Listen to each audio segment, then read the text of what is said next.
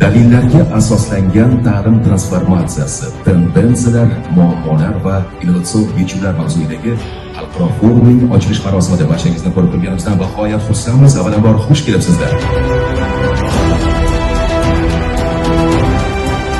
Bugun ta'lim sifati haqida gapirayotganmiz, e'tiborimizni avvalo baholash tizimiga qaratishimiz tabiiy. Chunki aynan baholash o'quv jarayonidagi kuchli va zaif tomonlarni aniq ko'rsatib beradigan asosiy mezon.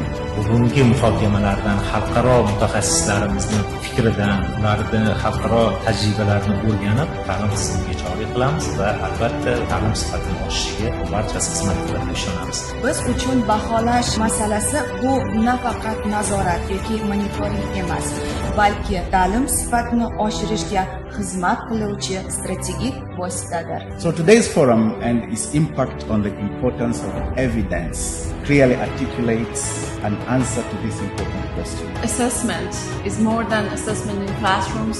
It starts with assessment of the quality of education, the educational system in the country, and we will need to have a holistic approach. Baholash bu faqat ball yoki reyting emas.